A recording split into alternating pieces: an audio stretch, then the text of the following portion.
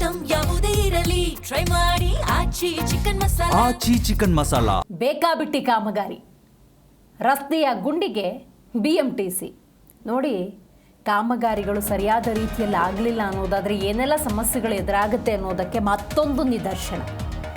ಬೆಂಗಳೂರಿನ ಬಸವನಗುಡಿಯ KR ರೋಡ್ನಲ್ಲಿ ಆಗಿರುವಂಥ ಘಟನೆ ಇದು. ರಸ್ತೆಯಲ್ಲಿ ಗುಂಡಿಗೆ ಸಿಲುಕಿತ್ತು BMTC. ಪದ್ಮನಾಭನಗರದಿಂದ ಮಾರ್ಕೆಟ್ ಕಡೆಗೆ ತೆರಳುತ್ತಾ ಇತ್ತು BMTC ಬಸ್. ಪೈಪ್ಲೈನ್ ಕಾಮಗಾರಿಯ ಎಡವಟ್ಟಿನ ಪರಿಣಾಮ ಆ ಬಸ್ ಗುಂಡಿಗೆ ಸಿಲುಕೊಂಡ್ಬಿಡುತ್ತೆ. ಬಸ್ ನಿಂತ ಪರಿಣಾಮ ಟ್ರಾಫಿಕ್ ಜಾಮ್ ಸಮಸ್ಯೆ ಉಂಟಾಯಿತು. ಸವಾರರು ಕಿರಿಕಿರಿಯನ್ನು ಅನುಭವಿಸಿದ್ರು, ಸಂಚಾರದಲ್ಲಿ ವ್ಯತ್ಯಯ ಉಂಟಾಯಿತು. ಘಟನೆ ನಡೆದ ಕೂಡಲೇ ಪ್ರಯಾಣಿಕರನ್ನ ಬಸ್ನಿಂದ ಕೆಳಗಿಳಿಸಿದ್ದಾರೆ ಕಂಡಕ್ಟರ್. ಯಾವುದೇ ರೀತಿಯ ಅಪಾಯ ಇಲ್ಲ, ಪ್ರಯಾಣಿಕರು ಸೇಫ್ ಆಗಿದ್ದಾರೆ. ಘಟನೆ ನಡೆದ ಕೂಡಲೇ ಪ್ರಯಾಣಿಕರನ್ನ ಕಂಡಕ್ಟರ್ ಬಸ್ನಿಂದ ಇಳಿಸಿರೋದ್ರಿಂದಾಗಿ ಯಾವುದೇ ರೀತಿಯ ಸಮಸ್ಯೆ ಅನ್ನೋದಾಗಿಲ್ಲ. ಪೈಪ್ಲೈನ್ ಕಾಮಗಾರಿ ಮಾಡಿ ಮಣ್ಣು ಜಲ್ಲಿ ಹಾಕಿ ಹೋಗಿದ್ರು ಸಿಬ್ಬಂದಿ. ಸಂಚಾರಿ ಪೊಲೀಸರಿಗೆ ಕಾಲ್ ಮಾಡ್ತಾರೆ, ಹಿಂಗಾಗಿದೆ ಅಂತ ಹೇಳಿ, ನೋ ರೆಸ್ಪಾನ್ಸ್. ನೋಡಿ, ಕಾಮಗಾರಿಗಳು ಸರಿಯಾದ ರೀತಿಯಲ್ಲಿ ಆಗಲಿಲ್ಲ ಅನ್ನೋದಾದರೆ ಯಾವ ರೀತಿ ಸಮಸ್ಯೆಗಳನ್ನು ಎದುರಿಸಬೇಕಾಗುತ್ತೆ ಅನ್ನೋದಕ್ಕೆ ಮತ್ತೊಂದು ನಿದರ್ಶನ ದೃಶ್ಯದಲ್ಲಿ ಬಹಳ ಸ್ಪಷ್ಟವಾಗಿ ಗೊತ್ತಾಗ್ತಾ ಇದೆ. ಬಸ್ ರಸ್ತೆ ಮೇಲಿಲ್ಲ, ರಸ್ತೆಯಲ್ಲಿರೋ ಗುಂಡಿ ಒಳಗಿದೆ. ಸಂಪೂರ್ಣ ಆ ಟಯರ್ ಭಾಗ, ಚಕ್ರದ ಭಾಗ ಏನಿದೆ ಅದೆಲ್ಲವೂ ಕೂಡ ಗುಂಡಿ ಒಳಗಿದೆ. ನೋಡಿ, 1.5 ಅಡಿ ಅನ್ಕೋಬೋದು. ಹೇಗಿದೆ ನೋಡಿ ಕಾಮಗಾರಿ. ಬೆಂಗಳೂರಿನಲ್ಲಿ ಯಾವ ರೀತಿಯ ಪರಿಸ್ಥಿತಿಯನ್ನು ಜನಸಾಮಾನ್ಯರು ಎದುರಿಸ್ತಿದ್ದಾರೆ ಅನ್ನೋದನ್ನು ಈ ದೃಶ್ಯ ನೋಡಿದ್ರೆ ಗೊತ್ತಾಗುತ್ತೆ. ನೋಡಿ, ಈ ರೀತಿ ರಸ್ತೆಯ ಮಧ್ಯದಲ್ಲೇ ಬಸ್ ಹಿಂಗೆ ನಿಂತ್ಕೊಂಡ್ಬಿಟ್ರೆ ಉಳಿದ ಸವಾರರಿಗೂ ಸಮಸ್ಯೆ, ಸಂಚಾರದಲ್ಲಿ ವ್ಯತ್ಯಯ ಉಂಟಾಗುತ್ತೆ. ಬಸ್ನಲ್ಲಿದ್ದವರು ಕೂಡ ಬಹಳಷ್ಟು ಕಿರಿಕಿರಿಯನ್ನು ಅನುಭವಿಸುವಂತಾಯಿತು. ಸಡನ್ನಾಗಿ ಬಸ್ ಆ ಗುಡ್ಡಿಗೆ ಬಿದ್ದಿದ್ದರಿಂದಾಗಿ ಏನಪ್ಪ ಆಯಿತು ಅನ್ನುವಂಥ ಆತಂಕ ಬಸ್ನಲ್ಲಿದ್ದಂಥ ಪ್ರಯಾಣಿಕರಿಗಾಯಿತು. ಆದರೆ ಸಂದರ್ಭದಲ್ಲಿ ಕಂಡಕ್ಟರ್ ಪ್ರಯಾಣಿಕರನ್ನು ಕೆಳಗಿಳಿಸಿದ್ದಾರೆ.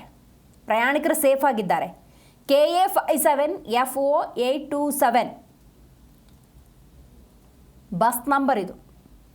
ರೈಟ್, ಬಗ್ಗೆ ಹೆಚ್ಚಿನ ಡೀಟೇಲ್ಸನ್ನು ನಮ್ಮ ಪ್ರತಿನಿಧಿ ಭವ್ಯ ನೀಡ್ತಾ ಹೋಗ್ತಾರೆ. ಭವ್ಯ, ರಸ್ತೆ ಗುಂಡಿ ಬಗ್ಗೆ ನಾವು ಕಳೆದ 3 ವರ್ಷಗಳಿಂದ ವರದಿ ಮಾಡ್ತಾನೆ ಇದ್ದೀವಿ. ಈಗ ಬೇಕಾಬಿಟ್ಟಿ ಕಾಮಗಾರಿ ಮಾಡಿದ್ರೆ ಏನೇನು ಆಗತ್ತೆ ಅನ್ನೋದಕ್ಕೆ ಈ ಸರ್ಕಾರಿ ವಾಹನನೇ ಎಕ್ಸಾಂಪಲ್ ಆಗಿ ನಿಂತ್ಕೊಂಡ್ಬಿಟ್ಟಿದೆ. ಯಾವಾಗ ಆಯ್ತಿದು?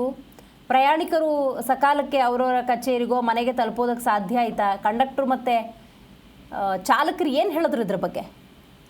ಖಂಡಿತ, ಯಾಕಂದ್ರೆ ಈಗಾಗಲೇ ಸಾರಿಗೆ ಸಚಿವರು ಕೂಡ BMTC ಅಂದ್ರೆ ಈಗಾಗಲೇ ಸಿಲಿಕಾನ್ ಸಿಟಿಯನ್ನ ಸುತ್ತು ಬರ್ತಾ ಇದ್ದಾರೆ, ಏನಾದ್ರೂ ಸಮಸ್ಯೆಗಳು ಬಸ್ಗಳಲ್ಲಿ ಇದೆಯಾ ಅಂತ. ಆದ್ರೆ ಈ ದೃಶ್ಯವನ್ನ ನಾವು ನೋಡ್ತಾ ಇರ್ಬೋದು. ನಿಜಕ್ಕೂ ಬೆಂಗಳೂರಲ್ಲಿರುವಂತಹ ಬಹುತೇಕ ರಸ್ತೆಗಳ ಪರಿಸ್ಥಿತಿ ಇದೆ ಅಂತ ಹೇಳ್ಬೋದು. ಇವರು ಗ್ರೇಟರ್ ಬೆಂಗಳೂರು ಮಾಡೋದಕ್ಕೆ ಹೊರಟಿದ್ದಾರೆ, ಆದ್ರೆ ಸರಿಯಾದ ರೀತಿ ರಸ್ತೆಗಳು ಸರಿಯಾಗಿಲ್ಲ ಅಂತಾನೆ ಹೇಳ್ಬೋದು. ಯಾಕಂದ್ರೆ ಕಾಮಗಾರಿಗಳು ಸಂಪೂರ್ಣವಾಗಿ ಅರ್ಧಂಬರ್ಧ ಇರುವಂತದ್ದು. ಈಗಾಗಲೇ ನಗರಾಭಿವೃದ್ಧಿ ಸಚಿವರು ರಸ್ತೆ ಗುಂಡಿಗಳನ್ನ ಮುಚ್ಚಿ ಅರ್ಧಂಬರ್ಧ ಕೆಲಸ ಮಾಡಬೇಡಿ ಅಂತ ಖಡಕ್ ಆಗಿ ಸಿಬ್ಬಂದಿಗಳಿಗೂ ಕೂಡ ಒಂದು ಎಚ್ಚರಿಕೆಯನ್ನ ನೀಡಿದ್ದಾರೆ. ಆದ್ರೆ 10 ನಿಮಿಷದ ಹಿಂದೆ, ಅಂದ್ರೆ ಈಗ ಘಟನೆಯಾಗಿ ಬಸವನಗುಡಿಯ KR ರೋಡ್ ನಲ್ಲಿ ಸುಮಾರು ಅರ್ಧ ಗಂಟೆ ಮುಂಚೆ ಈ ಒಂದು ಘಟನೆ ನಡೆದಿರುವಂತದ್ದು. 10 ನಿಮಿಷಕ್ಕೂ ಹೆಚ್ಚಿನ ಟೈಮ್ ಬಸ್ ಅಂದ್ರೆ ಮೇಲೆ ಬರಕ್ಕಾಗದೆ ಬಹಳಷ್ಟು ಒಂದು ಚಾಲಕ ಕೂಡ ಪರದಾಟ ಮಾಡುವಂತಹ ಪರಿಸ್ಥಿತಿ ಕೂಡ ನಿರ್ಮಾಣವಾಗಿತ್ತು. ಅಂದ್ರೆ ಪದ್ಮನಾಭನಗರದಿಂದ ಮಾರ್ಕೆಟ್ ಕಡೆಗೆ ಈ ಒಂದು BMTC ಬಸ್ ತೆರಳುತ್ತಾ ಇದ್ರು. ಸೊ ಪೈಪ್ಲೈನ್ ಕಾಮಗಾರಿ ಮಾಡ್ತಾ ಇದ್ದ ಕಾರಣಕ್ಕಾಗಿ ಈ ಒಂದು ಎಡವಟ್ಟು ಉಂಟಾಗಿರುವಂತದ್ದು. ತಕ್ಷಣ ಅಲ್ಲಿರುವಂತಹ ಸ್ಥಳೀಯರಾಗಿರ್ಬೋದು, ಪ್ರಯಾಣಿಕರಾಗಿರ್ಬೋದು ಬಂದು ಆ ಬಸ್ ಅನ್ನ ಮೇಲೆತ್ತುವಂತಹ ಕೆಲಸವನ್ನ ಕೂಡ ಮಾಡಿದ್ರು. ಸದ್ಯ ಯಾವುದೇ ರೀತಿಯಾದಂತಹ ಪ್ರಾಣಾಪಾಯ ಆಗಿಲ್ಲ ಅಂತ ಹೇಳ್ಬೋದು. ಘಟನೆ ನಡೆದ ಕೂಡಲೇ ಅಂದ್ರೆ ಬಸ್ ನಲ್ಲಿದ್ದಂತಹ ಪ್ರಯಾಣಿಕರನ್ನ ಕೆಳಗಿಳಿಸಿದ್ದಾರೆ. ಯಾಕಂದ್ರೆ ಕಳೆದ ವಾರವಷ್ಟೇ ನಾವು BMTC ಅವಘಡವನ್ನ ಕೂಡ ನಾವು ನೋಡ್ಬೋದು. ಈ ಸಂದರ್ಭದಲ್ಲಿ ಅದ್ರ ಒಳಗಡೆ ಸಿಲುಕಿದಂತಹ ಪ್ರಯಾಣಿಕರನ್ನ ಹೊರ ತೆಗೆಯೋದೇ ಒಂದು ದೊಡ್ಡ ಹರಸಾಹಸ ಆಗಿತ್ತು. ಸೊ ಯಾವುದೇ ರೀತಿಯಾದಂತಹ ಅಹಿತಕರ ಘಟನೆಗಳು ನಡಿಬಾರ್ದು ಅನ್ನೋ ಕಾರಣಕ್ಕಾಗಿ ಘಟನೆ ನಡೆದ ಕೂಡಲೇ ಪ್ರಯಾಣಿಕರನ್ನ ಇಳಿಸಿದ ಕಂಡಕ್ಟರ್ ತದನಂತರ ಸಂಚಾರಿ ಪೊಲೀಸರಿಗೆ ಕಾಲ್ ಮಾಡಿದ್ರು ಕೂಡ ಸರಿಯಾಗಿ ಪೊಲೀಸರು ರೆಸ್ಪಾನ್ಸ್ ಮಾಡಿಲ್ಲ. ಕಳೆದ ವಾರ ಕೂಡ ಇದೇ ರೀತಿಯಾದಂತಹ ಘಟನೆ ಆಯ್ತು.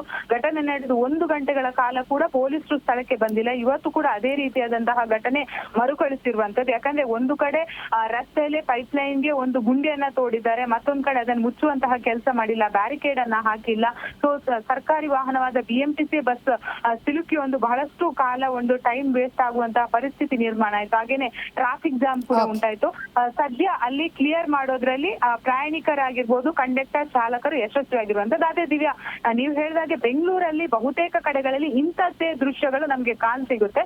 ಬೆಂಗಳೂರು ಅಭಿವೃದ್ಧಿ ಹೇಳ್ತಾರೆ, ಬೆಂಗಳೂರು ಅಭಿವೃದ್ಧಿಯ ಮೊದಲು ರಸ್ತೆ ಕಾಮಗಾರಿ ಅಂದ್ರೆ ಪೈಪ್ ಲೈನ್ಗೆ ತೋಡಿರುವಂತಹ ಗುಂಡಿಗಳಾಗಿರ್ಬೋದು, ರಸ್ತೆಯಲ್ಲಿ ಬಿದ್ದಿರುವಂತಹ ಹಳ್ಳಗಳನ್ನ ಮೊದಲು ಸರಿಪಡಿಸಬೇಕಾಗುತ್ತೆ. ತದನಂತರ ಎಲ್ಲಾ ರೀತಿಯಾದಂತಹ ಕೆಲಸವನ್ನ ಮಾಡೋದಕ್ಕೆ ಮುಂದಾಗಬೇಕಾಗುತ್ತೆ. ದಿವ್ಯಾ, ಥ್ಯಾಂಕ್ ಯು ನಿಮ್ಮೆಲ್ಲ ಮಾಹಿತಿಗಾಗಿ ಭವ್ಯ.